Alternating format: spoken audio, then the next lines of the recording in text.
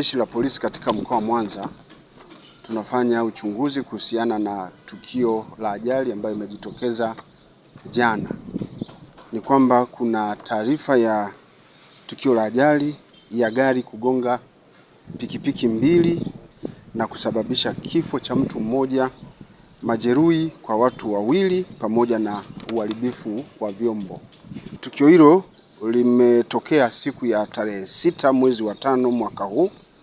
Ilikuwa ni siku ya jana majira ya saa 2:45 za usiku katika eneo la Nyakato sokoni, barabara ya Mwanza kuelekea Simiyu, wilaya ya Nyamagana katika mkoa wa Mwanza. Vyombo vilivyohusika katika ajali hiyo ni gari lenye namba za usajili T431 ALY. Hii ni aina ya Mitsubishi Fuso ambayo ilikuwa ikiendeshwa na mtu mmoja anaitwa Amos Sylvester Mwelemi, ambaye dereva huyo alikuwa akiendesha gari hilo katika uelekeo huo. Gari hilo lilimshinda na kuanza kuseleleka kurudi nyuma na hivyo kusababisha ajali hiyo. Hata hivyo, dereva huyo alitoroka mara baada ya ajali hiyo kutokea, huko akiwa amelitelekeza hilo gari lake ambalo lilikuwa lina shehena ya mizigo ya dukani humo ndani. Pikipiki iliyogongwa ni yenye namba za usajili MC 518 DMR. Hii ni aina ya TVS ambayo ilikuwa ikiendeshwa na mtu mmoja ambaye amefahamika kwa jina la Gerald Stefano. Ana umri wa miaka 43, ni mkazi wa Maina, ambaye alikuwa amembeba abiria mmoja ambaye anaitwa Gertrude Mshana.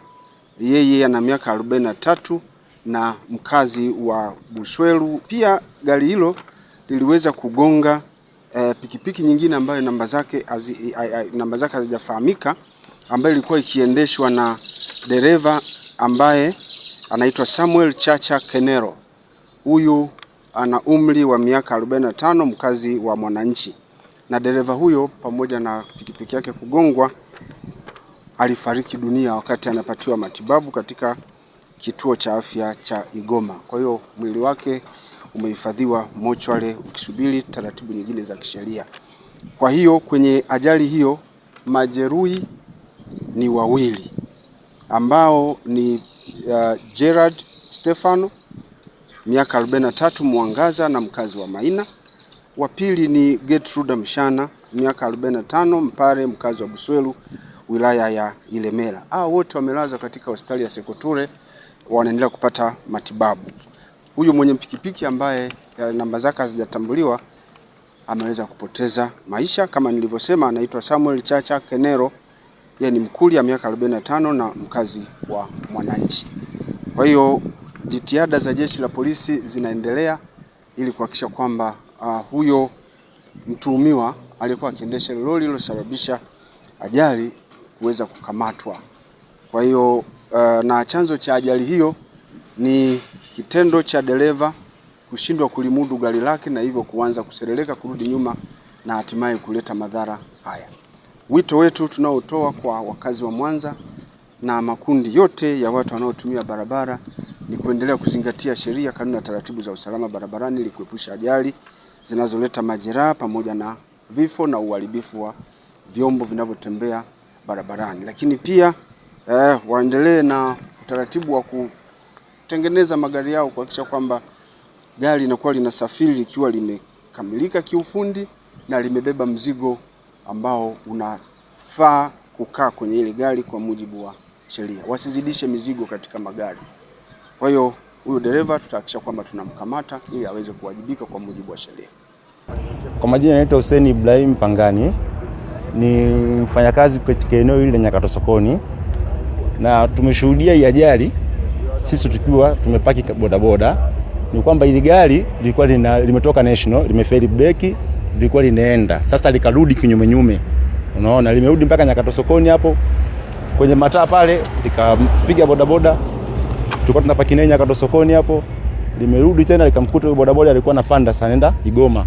Unaona, kwa hiyo likamsomba tena na likamleta mpaka mtaloni. Unaona, kwa sisi tunaopaki hapa ile eneo imekuwa ni changamoto, ni ajali za mara kwa mara guys na feri break. Kutokana na huu mteremko umekuwa ni mkali sana. Umekuwa ni mkali sana. Serikali tunaomba ituondolee hii hadha. Unaona? Tuweke hata flyover angalau. Yaani imekuwa ni changamoto. Tumeshashuhudia ajali hapa mpaka tumeshachoka. Yaani tumeshaona kitu cha kawaida sasa.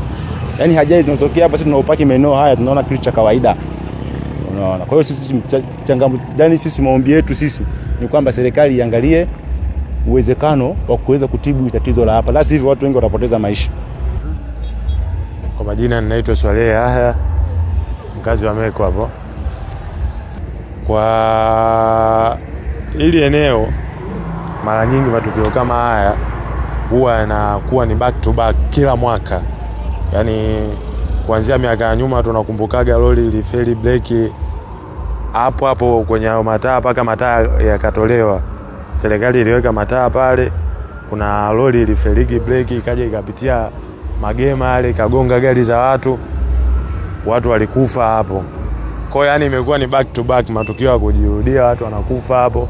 Mwaka huu tena kuna mama alipoteza maisha hapo, alidondoka. Yani ile eneo limekuwa ni hatari.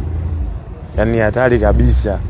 Kwa sababu ukiangalia hata sisi tu, mimi mwenyewe ni dereva bajaji. Yani mara nyingi huwa tunakuwa barabarani. Ukianzia kwenye ile bamsi mpaka kushuka chini pale Buzuga mataa. Kwa huu mwaka tu, yani toka umeanza mwezi wa kwanza mpaka sasa hivi karibia vifo sio chini ya 10. Kuna gari ilipita juzi, ilikuwa mwezi wa ngapi ile gari iliyoua watu pale? Ilikuwa mwezi wa 3 tu, jamaa kaua watu, kaenda bodaboda. Umeona mazingira haya. Mapendekezo yenu ni nini sasa kwa serikali? Kwanza nianze kwanza kwa wamiliki wa vyombo vya usafiri wenyewe.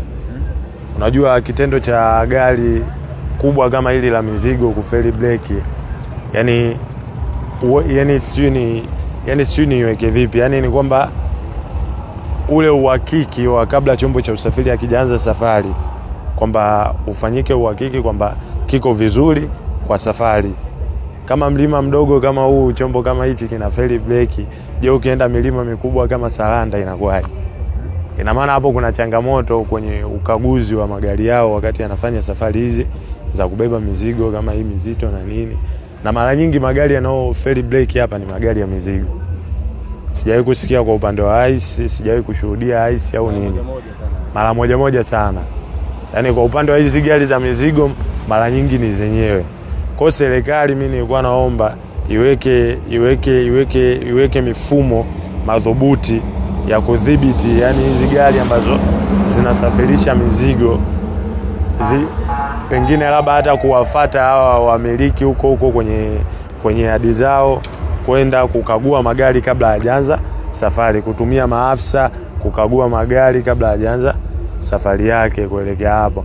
Na kingine kwenye hili hapa eneo hili hapa la Mlima wa National, pengine labda ingefanyika kitu kimoja ambacho kingekuwa ni cha msingi. Yani pengine hata zingewekwa njia 4 tu. Serikali ingetuwekea njia 4 hapo, ina maana kuondoa adha kama hiyo. Umeona? Barabara imekuwa ndogo sana hii. Alafu magari yamekuwa mengi mno. Umeona?